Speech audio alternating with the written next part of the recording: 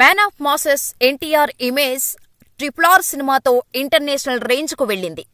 దీంతో NTR next movie ఏంటా అని ఇటు ఇండియాతో పాటు ప్రపంచవ్యాప్తంగా ఉన్న ఫ్యాన్స్ ఎదురుచూస్తున్నప్పుడు డైరెక్టర్ కొరటాల శివతో సినిమా చేస్తున్నా అని అనౌన్స్ చేసి ఫ్యాన్స్ గుండెల్లో రాయి పడేలా చేశారు. ఎందుకంటే ఆచార్య మూవీ తీసి కొరటాల శివ చతికిలపడ్డాడు. అటువంటి డైరెక్టర్తో సినిమా ఏంటి బ్రో అని ఫ్యాన్స్ బాధపడ్డారు. కానీ దేవరా మూవీ టైటిల్ రిలీజ్ చేయటంతో మోషన్ పోస్టర్, ఎన్టీఆర్ లుక్స్ చూసి ఈసారి కొరటాల పకడ్బందీగానే ప్లాన్ చేసినట్టు ఉన్నాడు అనుకున్నారు అంతా. కానీ ఎప్పుడైతే ట్రైలర్ రిలీజ్ అయిందో అప్పుడు మళ్లీ ట్రోలింగ్ మొదలైంది. మరో పాదఘట్టం చెయ్యడు కదా అంటూ మరీ ఎట్టకేలకు దేవరా రిలీజ్ అయింది. కొరటాల ఈసారైనా హిట్ కొట్టాడా? రాజమౌళి శాపం నుంచి ఎన్టీఆర్ బయటపడ్డాడా? దేవరా మూవీ ఎలా ఉంది తెలుసుకుందాం. 6 ఏళ్ల తర్వాత జూనియర్ ఎన్టీఆర్ సోలో హీరోగా నటించగా విడుదలైన సినిమా దేవరా పార్ట్ 1. కొరటాల శివ దర్శకత్వంలో తెరకెక్కిన ఈ చిత్రంతో జాన్వీ కపూర్ కథానాయికగా తెలుగు తెరకు పరిచయమవగా బాలీవుడ్ నటుడు సైఫ్ అలీ ఖాన్ ప్రతినాయక పాత్ర పోషించాడు. ఇక కథ విషయానికి వస్తే ఆంధ్ర, తమిళనాడు సరిహద్దుల్లోని రత్నగిరి ప్రాంతంలోని ఎర్ర సముద్రంలో 4 గ్రామాలు ఉంటాయి. తమ జీవనోపాధి కోసం మురుగా అంటే మురళీశర్మ కోసం పనిచేయటం మొదలుపెడతారు. ఆ గ్రామాల్లోని ప్రజలు కార్గో షిప్పుల్లో అక్రమంగా వచ్చిన సరుకును కోస్ట్ గార్డుల కంట పడకుండా ఒడ్డుకు తీసుకువస్తారు. అందులో ఏముందనేది పట్టించుకోరు. అక్రమంగా తాము తీసుకొచ్చిన సరుకు వల్ల ఓ ప్రాణం పోయిందని తెలిసి మురుగా కోసం పనిచేయకూడదని దేవరా అంటే ఎన్టీఆర్ నిర్ణయిస్తాడు. ఎర్ర సముద్రంలో అతని మాటకు తిరుగులేదు. అతడిని ఎదిరించే ధైర్యం ఎవ్వరికీ లేదు. దాంతో ఇష్టం లేకున్నా మౌనంగా ఉంటాడు భైరా అంటే సైఫ్ అలీ ఖాన్. చివరకు దేవరా ప్రాణం తీయటానికి ప్లాన్ వేస్తాడు. ఆ తర్వాత దేవరా మాయమవుతాడు. దేవరను చంపడం కోసం భైరా ఏం చేశాడు? ఆ తర్వాత ఏమైంది? తండ్రి వీరుడు దేవరా అయితే కొడుకు వర. ఎన్టీఆర్ భయం భయంగా ఎందుకు తిరుగుతున్నాడు?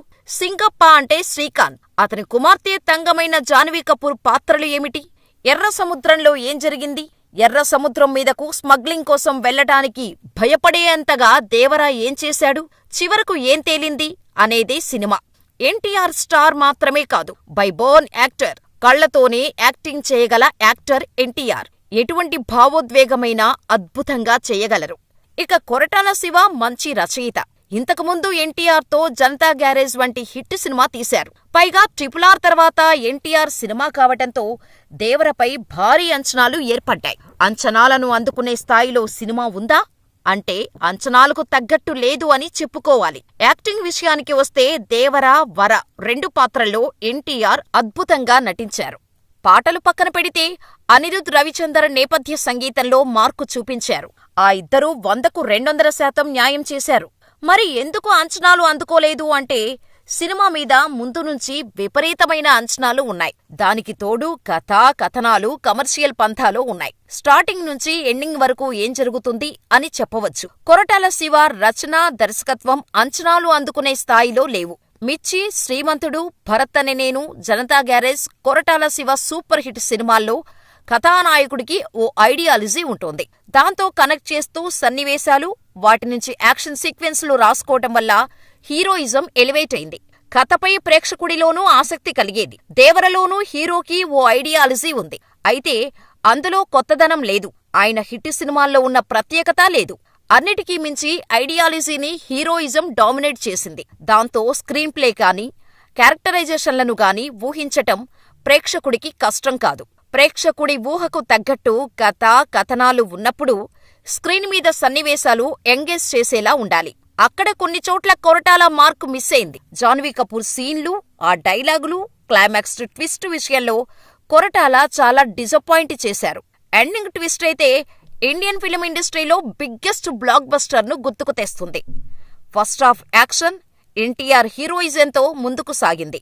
సెకండ్ హాఫ్లో కాస్త నిడివి ఎక్కువైన ఫీలింగ్ కలుగుతుంది. కొరటాల రచన, దర్శకత్వం కాస్త బలహీనంగా ఉంటే ఎన్టీఆర్ నటన, అనిరుద్ నేపథ్య సంగీతం, రత్నవేలు ఛాయాగ్రహణం దేవరకు బలమయ్యాయి. సినిమాను చాలా వరకు తమ భుజాల మీద మోశాయి. యాక్షన్ సన్నివేశాలను రత్నవేలు పిక్చరైజ్ చేసిన తీరు కానీ, ఆయా సన్నివేశాలకు అనిరుద్ ఇచ్చిన స్కోర్ కానీ టాప్ లెవెల్. అందమైన పెయింటింగ్ అన్నట్టు సినిమాను మలిచారు రత్నవేలు. సీన్లో కంటెంట్ కంటే అనిరుద్ ఎక్కువ కష్టపడి స్కోర్ చేశారు. నిర్మాణ విలువలు ఉన్నత స్థాయిలో ఉన్నాయి. అండర్ వాటర్ సీక్వెన్సుల కోసం భారీగానే ఖర్చు చేసినట్టు తెలుస్తోంది. నటుడిగా ఎన్టీఆర్కు వంక పెట్టడానికి లేదు. దేవరగా సెటిల్డ్ పర్ఫార్మెన్స్ చేశారు.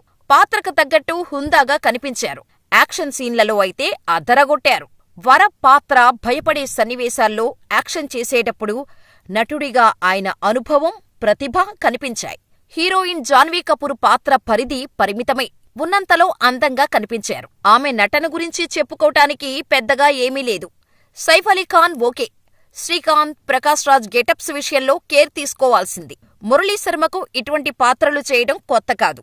కానీ మరోసారి ఆ పాత్రకు న్యాయం చేశారు. షైమ్ టాన్ చాకో, గెటప్ సీను తదితరులు తమ పాత్రల పరిధి మేరకు నటించారు. స్టార్ హీరోగా, నటుడిగా తన నుంచి ఫ్యాన్స్, ప్రేక్షకులు కోరుకున్నది ఎన్టీఆర్ ఇచ్చారు. యాక్షన్ సీక్వెన్సులు, యాక్టింగులో 200% అదరగొట్టారు. కొరటాల శివ కథ, కథనాలు ప్రేక్షకుడి ఊహకు అందుతూ ఉంటాయి. సెకండ్ హాఫ్ లెంత్ ఎక్కువైంది. కానీ అనిరుద్ రవిచందర్ సంగీతం కోసం, రత్నవేలు సినిమాటోగ్రఫీ కోసం దేవరకు వెళ్లొచ్చు. మ్యాన్ ఆఫ్ మాసెస్ ఎన్టీఆర్ కోసమైతే హ్యాపీగా వెళ్లొచ్చు. దేవరా హిట్టా లేదా ఫ్లాపా అని చెప్పలేము, కానీ సినిమాని చూడొచ్చు అని మాత్రం చెప్పగలం. ఓవరాల్గా ఆచార్య లాంటి డిజాస్టర్ తర్వాత దేవరతో పర్వాలేదనిపించుకున్నాడు కొరటాల శివ. అయితే దేవర దర్శకుడిగా, రచయితగా కొరటాల స్థాయికి తగ్గ సినిమా అయితే కాదు. ఎందుకంటే 177 నిమిషాల సినిమాలో కొరటాల మార్క్ మహా అయితే ఒక 20 నిమిషాలు కనిపిస్తోంది. మిగతా అంతా యాక్షన్ కొరియోగ్రాఫర్ అండ్ ఎన్టీఆర్ చూసుకున్నారు. రాజమౌళితో సినిమా చేస్తే ఖచ్చితంగా నెక్స్ట్ మూవీ డిజాస్టర్ అవుతుంది అని, అది రాజమౌళి శాపమని ఇండస్ట్రీలో ఉన్న పేరు. కానీ దేవరా సినిమాతో ఆ ఆచారానికి ఎన్టీఆర్ బ్రేక్ వేశారనే చెప్పవచ్చు. ఇదండి దేవరా రివ్యూ. మరి మీరు దేవరా సినిమా చూస్తే 5 స్టార్స్కి ఎన్ని స్టార్స్ ఇస్తారో మాకు కామెంట్ చేసేయండి.